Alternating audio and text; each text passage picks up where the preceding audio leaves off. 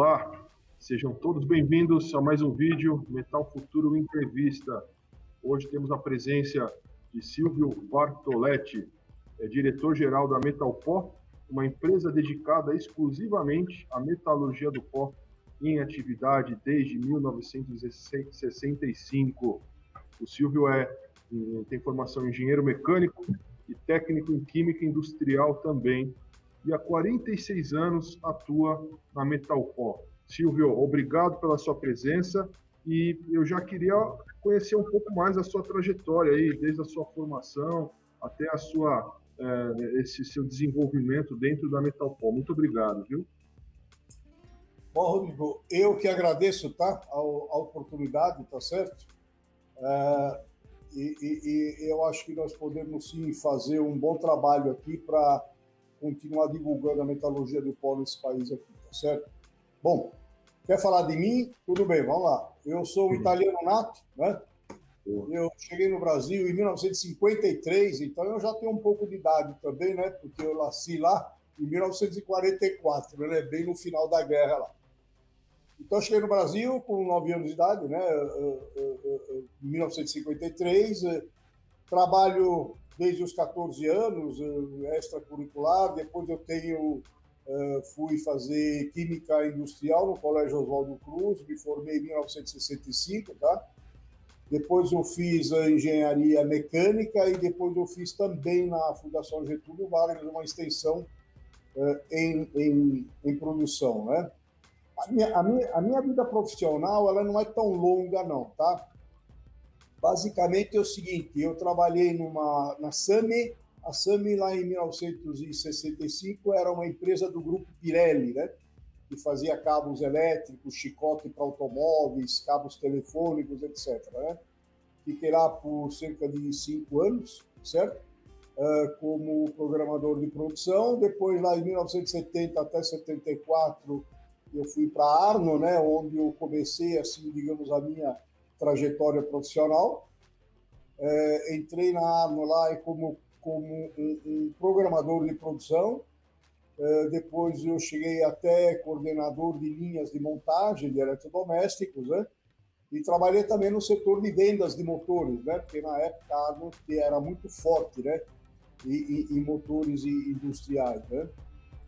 Cheguei na Metalpó em 1974, tá? Quer dizer, eu não sabia nada de metalurgia do pó, porque a escola não me ensinou nada, né? Então, eu comecei a conhecer metalurgia do pó aqui. Tive muita ajuda do nosso chefe maior aqui, o Dr. Thales Lobo Peçanha, né? A quem eu tenho que enaltecer o nome, porque com ele eu aprendi muito mesmo, tá? Bom, e aí a Metalpó eu entrei no controle de qualidade e a gente arrumou o controle de qualidade, começamos a fazer aquelas cartas de controle estatístico de processo e aí fomos evoluindo. Na ocasião, Rodrigo, a Metalpó tinha um setor que fabricava pó de cobre através de eletrólise, tá? Eletrólise é um processo, né, para fabricação de pó metálico, mas é um processo um tanto quanto não muito verde, digamos assim, tá? Tinha lá os seus problemas ecológicos, né? Em 1978, nós compramos o know-how de uma empresa francesa para fazer pó de cobre atomizado à água. Nós inauguramos essa fábrica aqui na Metalpó já em 78. Nós fomos até esse fabricante na França, né, para colher todo o know-how, aprender tudo, como é que se fazia o pó de cobre atomizado à água. Em 78 a gente deu partida aqui na Metalpó, né? A Metalpó chegou a transformar no passado 100 toneladas de cobre por mês. 100 toneladas, tá? Hoje eu diria para você que nós estamos em volta de 30, 35 toneladas por mês, tá? E sempre na atomização à água. Aí a gente foi evoluindo também. Primeiro, a gente fechou a fábrica eletrólise, que era um problema para a gente, sabe? Então nós fechamos a eletrólise e nos dedicamos só em processo de atomização à água. Aí evoluímos para bronze, evoluímos para latão, para infiltrantes também usados na metalurgia do pó, e aí é aberto a novas formulações químicas, né? Usando esses materiais aí, né? Bom, aproveitar então algo que você mencionou e que a Metal Futuro, a gente nasceu e a gente existe para falar mais sobre o mercado dos pós-metálicos como um todo, né? Desde sinterizados, manufatura aditiva, enfim. E a gente sabe que para o mercado poder crescer, todo o potencial que nós enxergamos, né? A gente sabe que os pós-metálicos têm muito a avançar, principalmente na metalurgia, mas se a gente olhar mais dedicado, a gente percebe que os profissionais que são formados, né, os cursos de engenharia, tem pouco contato com a matéria de pós-metálicos, né? Como você falou, na sua época de formação, era praticamente zero do que se falava nas universidades sobre pós-metálicos. Eu acredito que hoje a evolução ainda é muito pequena. A gente vê muitos profissionais que saem desses cursos de engenharia mecânica com pouquíssima informação sobre os pós-metálicos e o que isso traz de desafio para as empresas, né? Porque as empresas hoje também precisam inovar em pesquisa, inclusive, como você estava contando, os processos em qual a Metalco foi evoluindo, né? Até hoje ter aí uma tecnologia muito mais verde, mais limpa. Então, esse processo, às vezes, é custoso da própria empresa inovar, sem ter esse conhecimento vindo da própria academia. A realidade é essa mesmo? Como é que foi esse processo de inovação e como é isso dentro da Metalco? Bom, eu poderia dizer para você que realmente hoje, né, as universidades, tá certo? Elas divulgam mais a metalurgia do pó, tá? As próprias universidades também têm cadeiras de metalurgia do pó. E hoje a metalurgia do pó ela é mais divulgada do que há muito tempo atrás, tá? E a metalurgia do pó, ao longo do tempo, ela evoluiu bastante, tá certo? Quer dizer, hoje, quando você fala em metal injection molding, tá? Já não é uma novidade, tá certo? Quer dizer, aquela mistura de pó com polímero que você injeta e que depois você faz o debinder e tem a peça lá, sinteriza a peça em alta temperatura, né? A Metalpó, inclusive, nesse particular, fora todo o trabalho que a gente faz dentro da empresa, nós estamos desenvolvendo e já desenvolvemos, digamos assim, mas ainda precisa dar uma refinada muito boa, em pós-metálicos não ferrosos para manufatura aditiva, né? Quer dizer, o que a gente conhece de manufatura aditiva? A gente conhece polímero e conhece aço, não é verdade? E hoje nós já fizemos, inclusive, já imprimimos algumas peças, tá?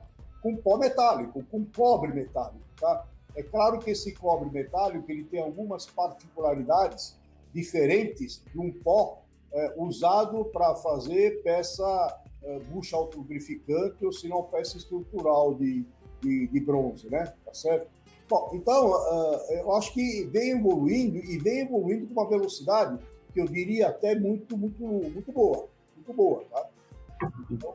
Interessante, né? É isso que a gente precisa realmente, esse impulso de mercado.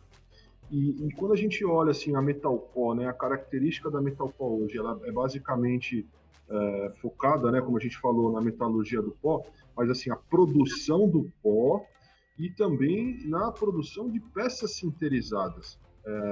Essas peças sinterizadas, elas são um catálogo já pré-definido ou como é que vocês fazem um relacionamento com clientes, por exemplo, para desenvolver peças que, de repente, projetos especiais?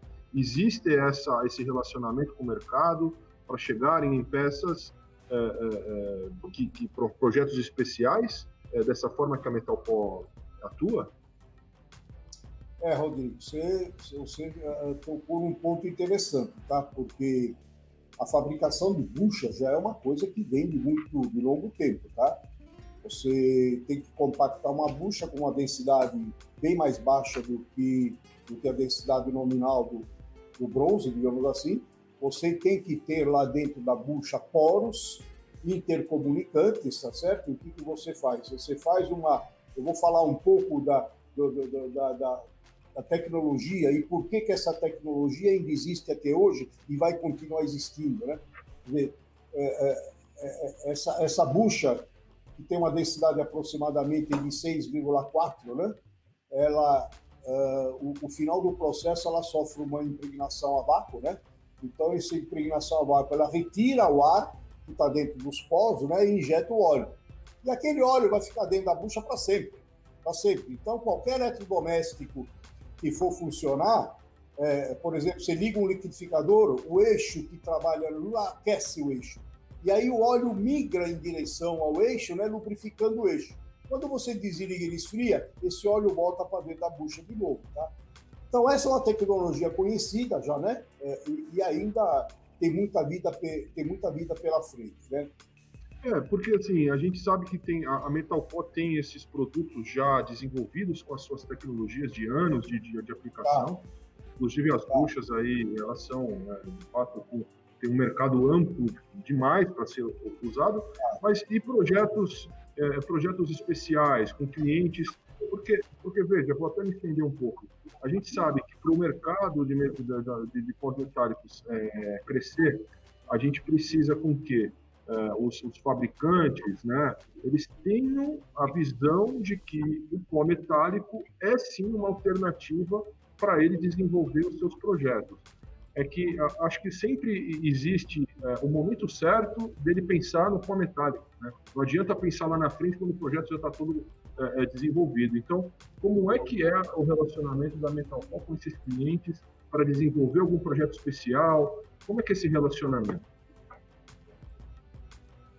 Bom, tudo bem. Eu entendi bem a pergunta. A primeira parte eu já expliquei. E a segunda parte, normalmente você recebe já um desenho do cliente, tá certo? Com as características físicas, químicas do produto que o cliente quer, né?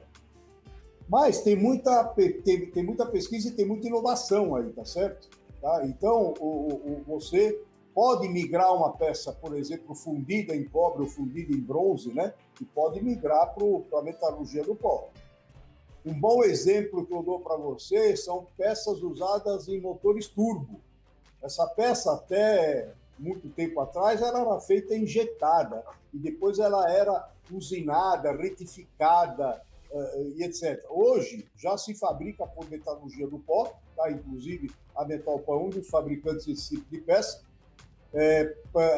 para motores turbo, tá? Então tem dupla utilização. Tem o que você recebe ponto do cliente, que você tem que fazer de acordo com a especificação que ele te passa. E depois tem a inovação. O que é? É de sair do fundido, sair do usinado e trazer para a metalurgia do pó. É justamente nesse processo que eu gosto de pensar, porque eu vejo que aí a gente tem assim o cliente hoje, um fabricante que ele já pensou na metalurgia do pó como uma opção, e aí ele foi até, por exemplo, a Metalport, com o projeto dele, falou, será que isso daqui funcionaria com pós-metálicos? Vamos descobrir qual é essa mistura. Mas eu vejo que existem muitas outras peças ou componentes, enfim, que poderiam usar essa tecnologia da metalurgia do pó, mas eu percebo que existe uma barreira aí, de repente, de quem está fabricando e tal. Essa barreira, você diria que talvez o conhecimento mesmo da inovação, ou existe ainda uma linha da própria tecnologia, metalurgia do pó, que não chegou lá ainda, assim? Existe esse campo para explorar esse campo ainda produtivo no mercado? Você diria que é mais da parte dos fabricantes terem a consciência do que pode ser feito com pó, ou existe do nosso lado aqui, de fabricante de pós e de peças, enfim, para que cheguem a atender a demanda de mercado? Infelizmente, às vezes tem essa restrição mesmo, sabe? Quer dizer, a pessoa ainda não como não é um conhecedor profundo da metalurgia do pó, ele acaba desconfiando se aquele produto realmente vai atender às necessidades dele, tá? Mas essa barreira, ela está sendo quebrada sim, viu? E eu digo para você que com uma velocidade até razoável, Poderia ser melhor? Poderia ser melhor, tá certo? Porque como a metalurgia do pó ela não é tão divulgada, né? Agora vamos voltar um pouco atrás lá em universidade, em Senai, em cursos técnicos, né? Então, quando o projetista vai lá no computador dele e vai projetar alguma peça, ele sequer pensa de que aquela peça pode ser feita por metalurgia do pó. Ele não tem conhecimento, entendeu? E também a gente também, né, sente, né, não é chamado para dizer, olha, vem cá, me sugere alguma coisa aqui, o que você pode fazer junto comigo, entendeu? As pessoas trabalham de uma certa forma, assim, individualmente, entendeu? Isso não existe.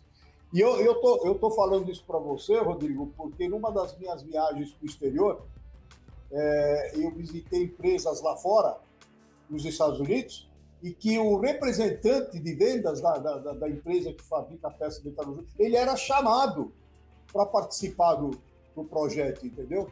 E aqui, infelizmente, a gente só toma conhecimento depois que aconteceu, né? Mas eu digo para você, esse quadro está sendo revertido sim, viu? A gente já tem entrado em oportunidades, recentemente agora, faz uns 15 dias aí, a gente conseguiu sair num determinado produto, sair de um fundido e usinado e trazer para a metalurgia do pó. Nós já estamos desenvolvendo o ferramental e o processo todo. Eu acho que é justamente esse é o cenário que a gente, quando começa a falar de metal futuro, né, do porquê existimos aqui, é para chegar nesse ponto, né, de trazer essa consciência. Então a gente percebe aí que tem essa união, né, de pesquisadores, de empresas, de clientes. Eu acho que o nosso movimento aqui é um só, né, é de crescer esse mercado. E falando entrando bem na questão da inovação da própria Metalpó, hoje eu acredito que o negócio de vocês ele é basicamente de peças sinterizadas hoje, mas você falou um pouco da metalurgia, ou melhor, da manufatura aditiva. Como é que hoje a empresa está olhando para esse mercado e se de fato é algo que vocês pensam em colocar mais esforços hoje na metalurgia, na manufatura aditiva?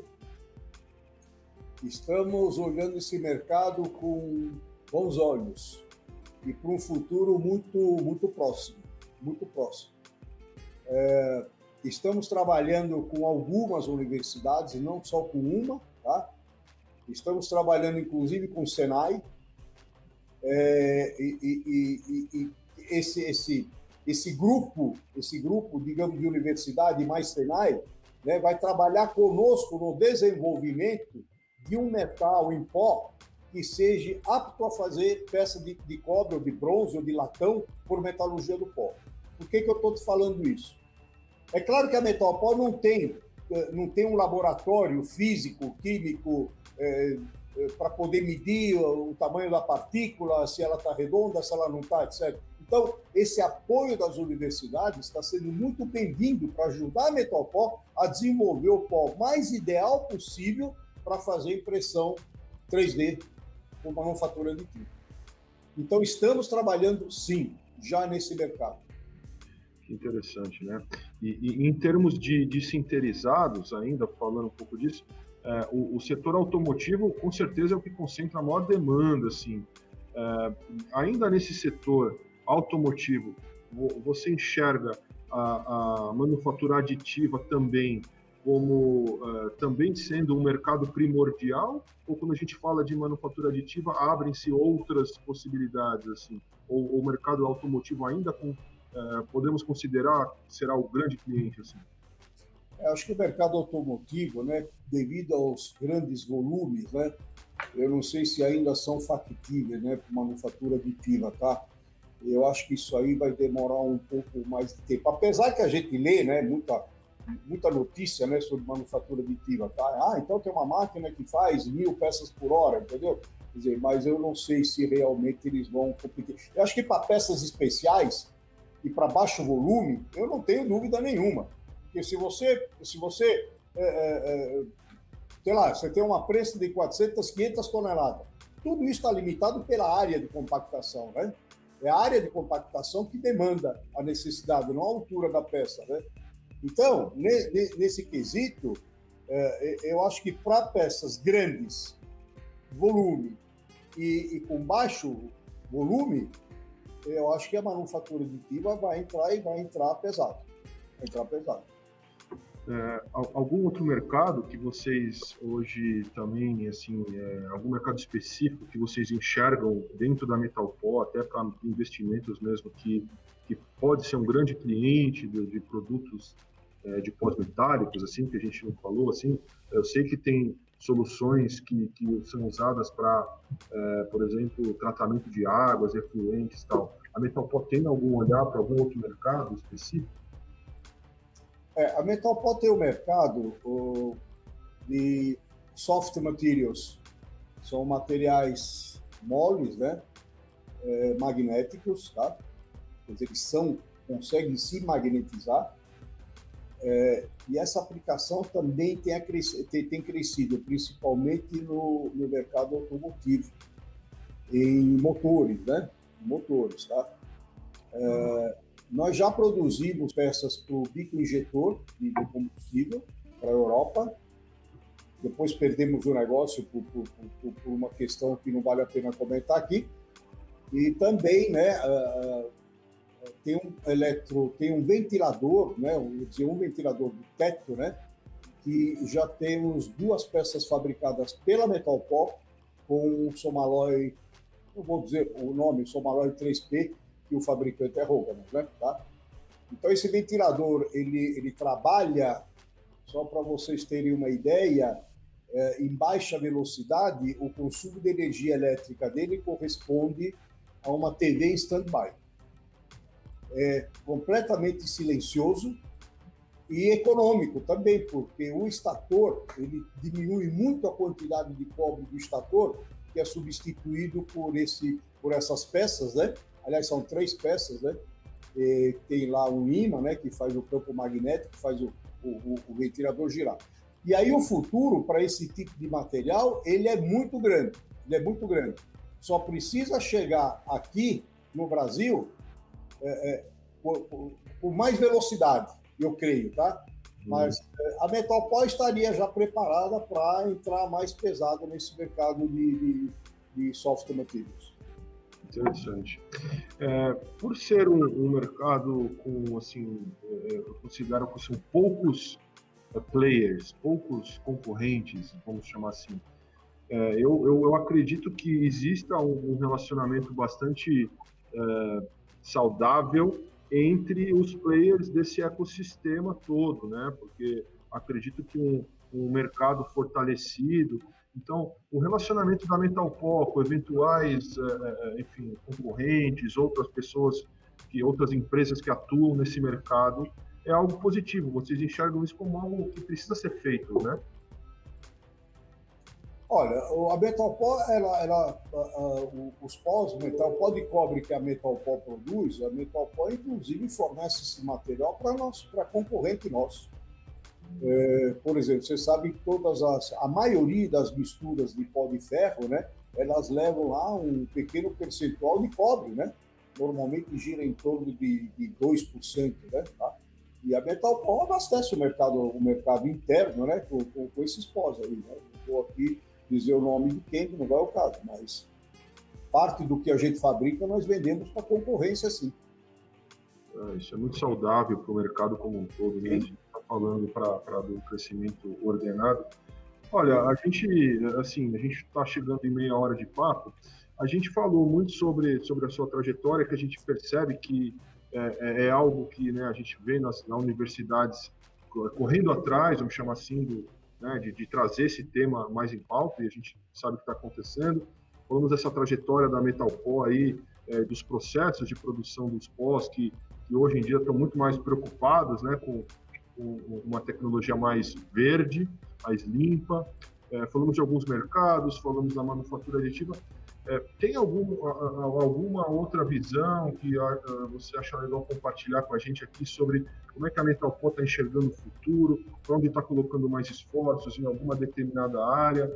Existe, por exemplo, uma intenção de relacionamento com esses laboratórios de inovação, startups, enfim? Acho que para a gente dar uma visão futura agora, para a gente tentar começar a encaminhar para o final aqui. Bom, eu acho que antes disso, né, eu gostaria até de falar um pouco mais da Metalpol. A Metalpol, acho que é a única fábrica na América do Sul que fabrica peças em aços inoxidáveis, tá? Nós fabricamos peças em 430, 316, 410. São peças importantes, né? A principal delas faz parte da bomba injetora de combustível, tá? De uma grande empresa que fornece uma montadora. E essa tecnologia, né? Esse know-how que a gente também adquiriu, né? Porque compactar aço inoxidável não é tão simples como se pensa, tá? E depois é o seguinte, o 316 ou 430 você não consegue calibrar essa peça, porque ela é extremamente dura e com densidade alta. Então você tem que ter um controle de sinterização muito, muito, muito bem feito, muito bem apurado, tá certo? Para você poder manter as dimensões finais da peça, tá? Então, o aço inox é feito em um forno fechado, né? Tipo pusher, né? Trabalha com a atmosfera 100% hidrogênio, 100% hidrogênio, não pode ter um outro gás na mistura, tá? Então, esse é um mercado também que tem crescido, tá? Esse é um mercado muito interessante para nós aqui da Metalpol. E a aplicação desse produto na ponta, assim, dá alguns exemplos de aplicação dele. Eu diria para você que a porca de regulagem do freio traseiro do automóvel, ela é inox. Bomba de combustível, tem peças inoxidáveis. Motor, eu não sei se são todos eles, né? Alguns, né? Turbo, né? Também tem peça inoxidável. Espaçadores que trabalham em algum ambiente mais contaminante, assim, também usam peças de aço inoxidável, né? O que o Brasil não tem, que tem muito lá fora, por exemplo, é peça de inox para fechadura. Aqui a gente já vasculhou tudo e não conseguiu encontrar nada. Mas é um mercado bom, é um mercado promissor também. Muito bom. Então, são peças, né?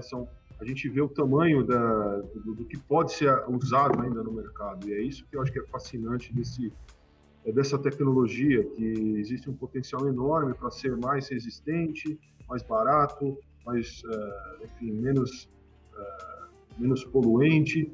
E a gente precisa olhar isso com carinho, principalmente com esse movimento das montadoras, que eu sei que já existe todo aí um relacionamento sendo construído e tem tudo para ser fortalecido. Mas para falar assim da visão, da postura hoje da Metalpol em relação a futuro, né? E inovação, relacionamento com startups, se for o caso, como é que vocês estão olhando isso e de que forma se posicionando como empresa? Assim? Acho que isso é um assunto legal. Bom, Rodrigo, a Metalpol ela participa na maioria dos congressos internacionais, tá? Agora, é claro que o último que deveria ter acontecido no Canadá em junho do ano passado, em junho deste ano, né, deveria ter acontecido no Canadá, esse foi cancelado, tá?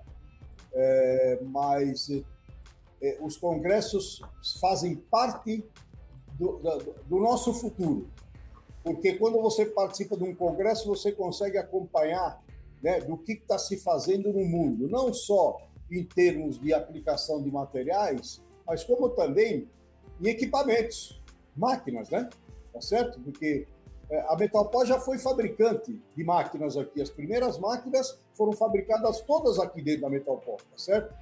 Hoje eu não me arriscaria mais a fabricar uma máquina, porque a tecnologia que existe lá é muito difícil você adquirir, tá certo? Então, quando a gente olha a metalurgia do pó, você tem que estar olhando os materiais e tem que estar olhando também os equipamentos. Por exemplo, Sinter Hardening, né?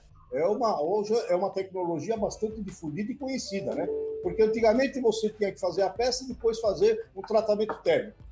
Cementação, carbonifratação, coisa parecida. Hoje você faz isso dentro do próprio forno, desde que a tua mistura tenha algum elemento de liga para poder fazer isso. Então os congressos precisam voltar, porque é lá fora que a gente conversa com pessoas e você acaba ficando mais alinhado. A conexão, né? Assim, a conexão com o mercado é fundamental. É o famoso network. E por mais que assim, você fazer o pó, né? Assim, derreter metal é algo tão antigo, mas que é constante evolução. Se você parar de pensar em novos processos, com certeza vai ficar mais complicado de você competir no mercado hoje em dia, que você está olhando o valor, né, o custo de cada componente, enfim, é muito interessante. Silvio, foi muito legal esse bate-papo aqui. A gente está misturando esses mundos, né? O mundo da metalurgia do pó, com a gente trazendo conteúdo aqui, um bate-papo virtual, com a galera que está assistindo a gente. Os nossos vídeos têm uma audiência muito interessante. E é isso, assim, a gente espera também que a gente consiga fazer mais encontros presenciais. E já quero agradecer e deixar para você também fazer uma última fala. Obrigado a Metalpó, obrigado você por ter aceitado o nosso convite e ter compartilhado tanto conhecimento importante aqui, tá? Muito obrigado. Bom, Rodrigo, mais uma vez eu agradeço a oportunidade, espero ter contribuído, né, com um pouco que a gente sabe, né, porque metalurgia do pó você aprende todos os dias, né? Então, espero ter contribuído, tá certo? E agradeço mais uma vez a oportunidade e um abraço para vocês. Muito obrigado. Obrigado, pessoal.